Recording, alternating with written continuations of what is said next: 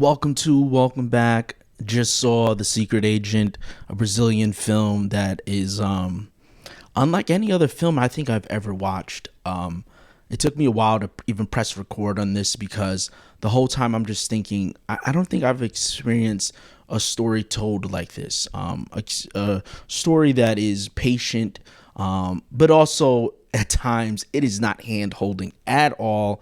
The story moves forward. The story time jumps. The story it doesn't stay in one place, and I think I really appreciate how this story was told. So the secret agent is this is a little synopsis. Brazil, 1977. Marcelo, a technology expert in his early 40s, is on the run, hoping to reunite with his son. He travels to Recife, I think, during Carnival, but soon realizes the city is not safe haven he was expecting.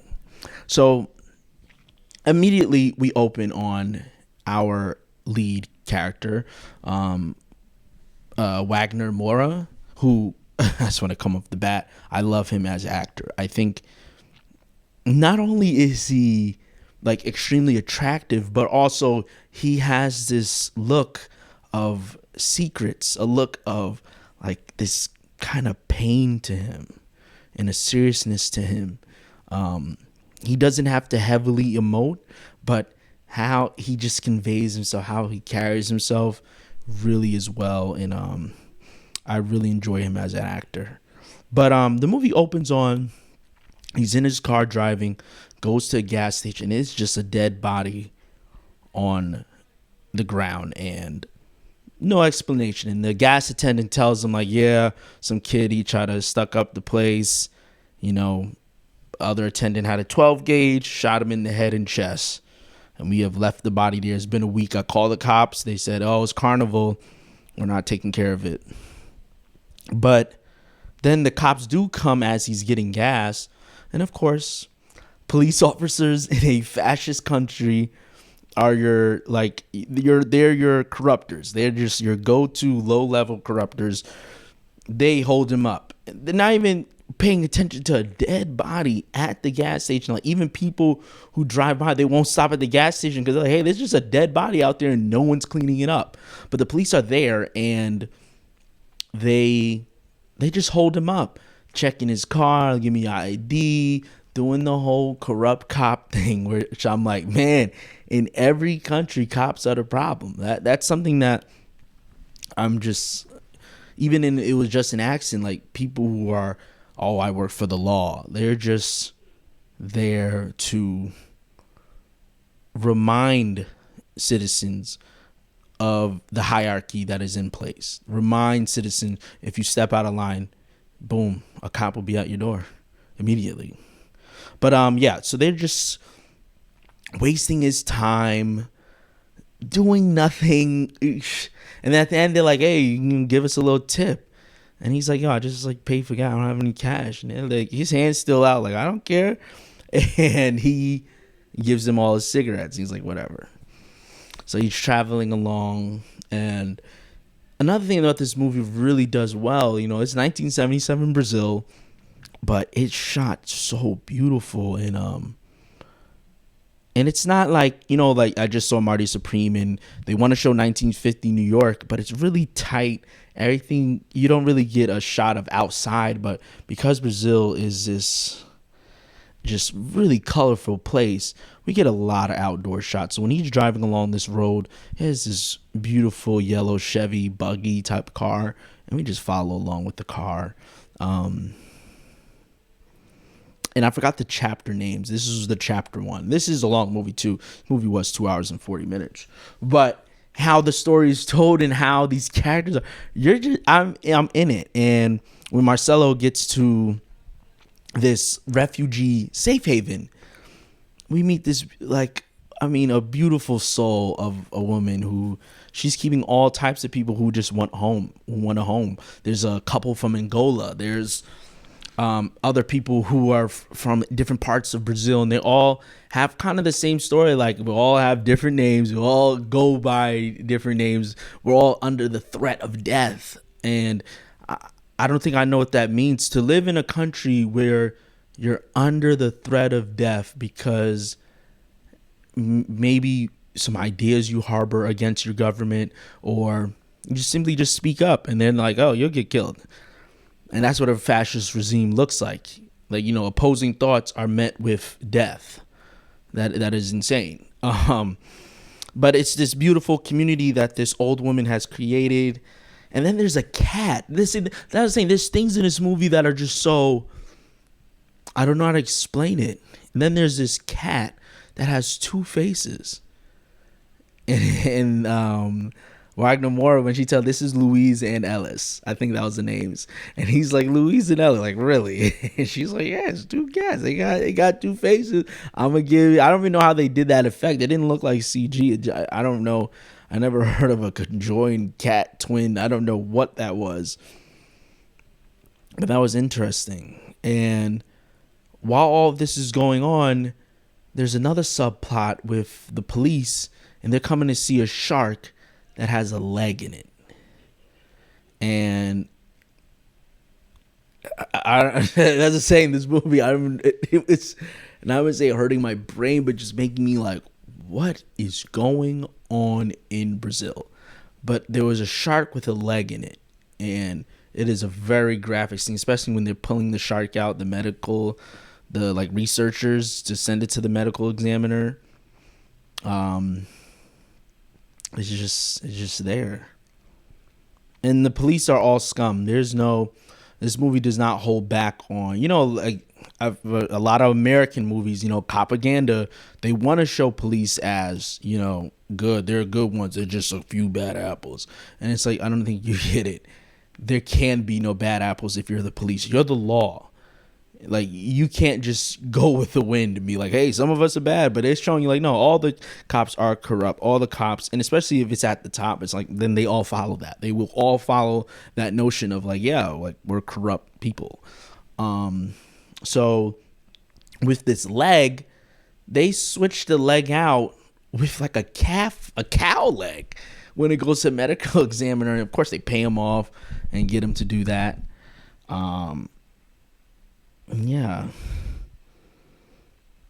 But then Wagner Moura, like, what he's doing in Recife, this part of Brazil, he's just there because his son is there, because he lost his wife and his son's being raised by the grandparents, but he can't live in the same place because he's under the threat of death. And he doesn't find that out till later, but he's just being very safe. Like, I'm going to live in this refugee camp, but I'm not going to, reconnect my son until it's completely safe. And that was smart of him, because that, ends up working in his son's favor, Fernando. But the reason why he's in Recife, because he was a researcher that was doing like public funding. And this guy who's like an extension of the government, basically like some random billionaire oligarch, comes in and is like, hey, we're shutting this all down. You're getting public money. What are you, like, you're a communist? What is this? And being like really nasty, like shutting down the whole thing. Even, I think they even insinuated like they threw someone in front of a train. Like they killed people for public researching. I think that's insinuated here. I think that's shown, especially when they're like, oh, she was the first one because she spoke up against it. It's these nasty guys who are like an extension of some rich family that works for the Brazilian government, and they're just like, we're shutting down your public research. This is all bull crap. You're a communist. Shut it down. I think he was doing like electric car research, some other stuff, just like. And I'm thinking of immediately. I was like, I'm just thought of when Trump got in office, immediately public funding to public research things just go away. That's the first thing. Like, they make sure we got to keep everyone under this tentacle of on everyone's head. And the reason why we find this out, because these tapes are being recorded by this woman named Elisa, and she's recording it. And that's when the movie just jumps to the future. We're in present day, and these two journalists, or I think they're researchers, they're listening to these tapes. And the movie doesn't give any timestamps, but because they show a shot of a phone, there's certain things that tell you, okay, we're in the future. We go from 1977, bam, to the future, and it's someone listening to the tapes. And this is where Wagner Mora, Marcelo, Armando, he has two names, Marcelo and Armando. He is explaining this story of how he was a researcher and how the government, an extension of the government through these oligarchs, this rich family, is just shutting him down.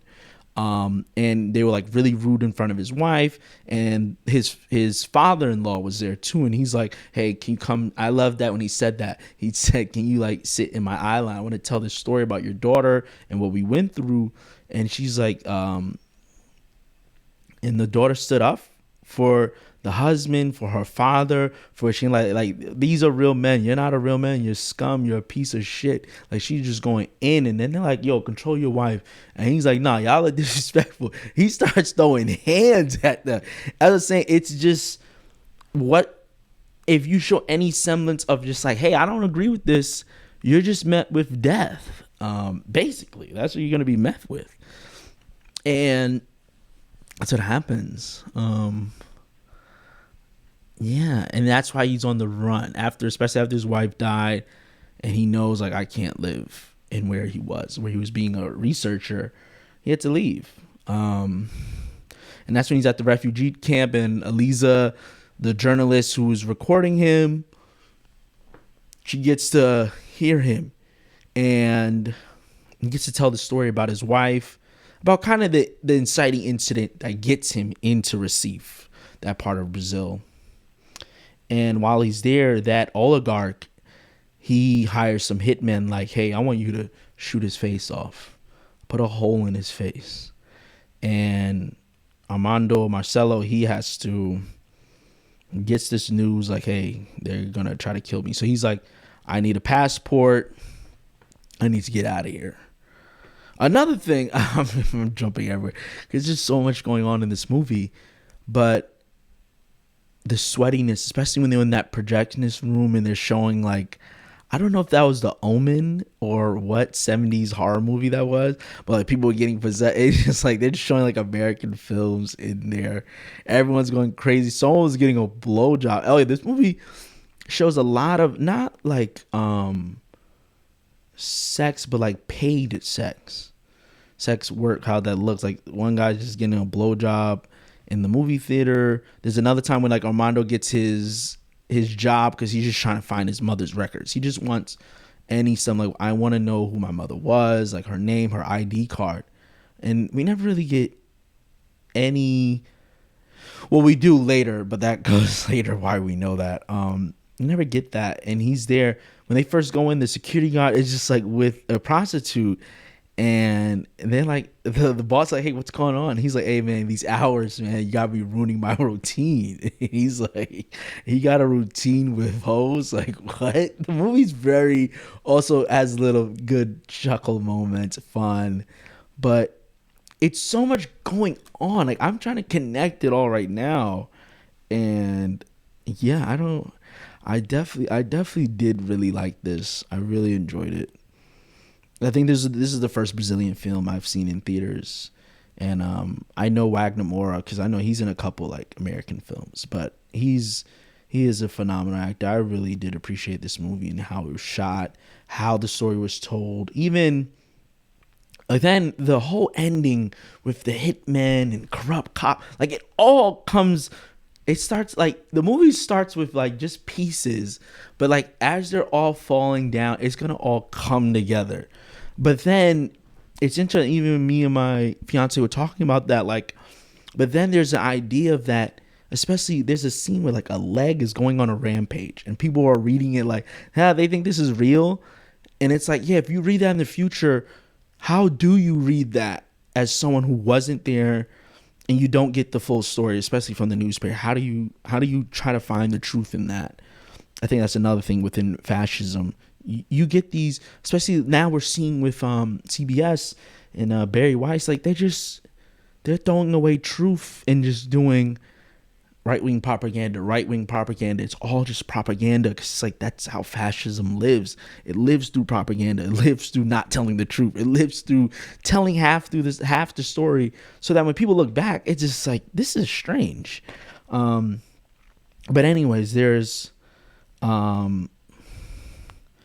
it's a story of how how the hitmen that were hired by this oligarch, the corrupt cops, because Armando kind of has a relationship with them, and the hitmen hire a hitman to do the job, and it all goes wrong. And for a moment, we even think like, oh, thank God Marcelo got away, Armando got away, but that doesn't happen. That does not happen in this film.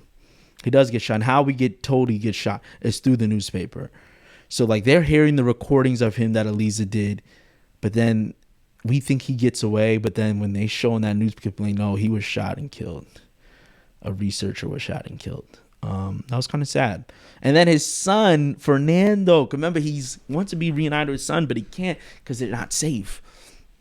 Fernando's older, and it's still Wagner Moura playing his son, and I think that's fun. I think you don't have to do deep fake, you don't have to do no de-aging, just use the same actor. You can play, like, I can play my son and father.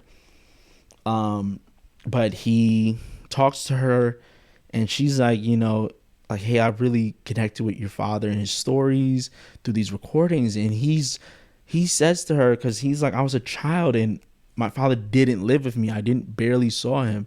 And he's like, my father more than I do. And we get to see that, like, we even as a viewer know his father more. And he never gets that moment to connect. I don't even know if he knows why his father was killed, but he just knows his father was killed. That's just, and that was an interesting note to end the movie on. But Wagner Moura, I really love him as an actor. He's good, really good. And this director, I know he was a journalist, like a movie critic who then became a filmmaker, and this is really good. This is really interesting, and especially in this 1977 setting, the racial components within Brazil. I think that same here, like those stereotypes stick to you. If you're like, they go down to like white, indigenous, brown, black, like what are you? And once they know what you are, you get thrown into something. That was really interesting. But that was my thoughts on The Secret Agent. Really enjoyed this. I think, what am I seeing next? That was fun. That was a good experience. Oh, Batman Returns. I'm seeing Batman Returns. Yeah. Excited for that one. But other than that, thanks guys for joining me. Like, share, subscribe. I'm going to try to get more guests on. I want to shout out to Yamata again for joining me with Marty Supreme. That was a really fun movie. And then there's another banger here with The Secret Agent. So if you ever see this movie, it was really good. And I'm glad I saw it in theaters, because there were moments where I was getting kind of fatigued. But then how the movie ended, it's like, no, it all mattered. All that information, all how we're learning, all the characters, how it all mattered, even with this 2:40 runtime. But this movie still very much worked. But that was my thoughts on Secret Agent. Thanks for joining me. I'm probably going to do Batman Returns next. I've seen that movie so many times, but I never saw it in theaters because I was a kid. I don't even think I was born when it came out. So now I get to see it in theaters. Yeah. So peace, y'all. Have a good one.